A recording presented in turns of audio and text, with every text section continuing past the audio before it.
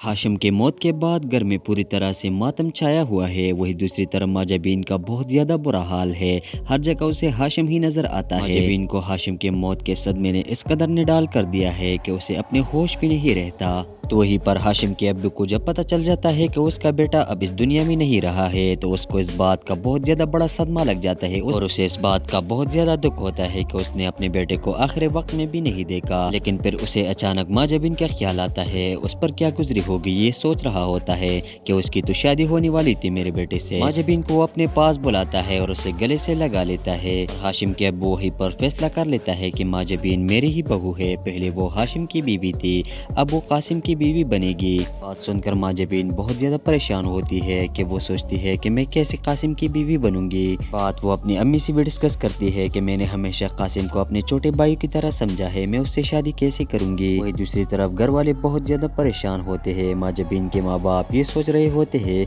कि हमारी बेटी से अब शादी कौन करेगा, लेकिन साबिर भाई उसे तसल्ली देने की कोशिश करता है कि तुम फिक्र मत करो, तुम्हारी बेटी हमारी घर की ही बहू बनेगी, उसकी शादी मैं अपने बेटे कासिम से करा दूंगा।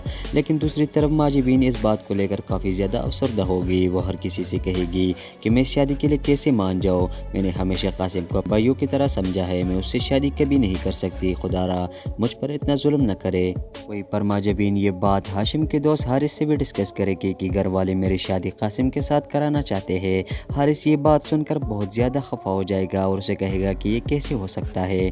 उसके बाद हारिस अपनी शादी की पेशकश उसके घर पे ले जाएगा क्योंकि उसे लग रहा होता है कि घर वाले माजाबीन की शादी कासिम से इसीलिए कराना चाहते हैं कि वो लोग सोचते हैं कि अब माजाबीन से शादी कौन करेगा, सब लोग उसे मनूस कहेंगे, लेकिन मैं उसकी शादी की पेशकश लेकर जाऊंगा।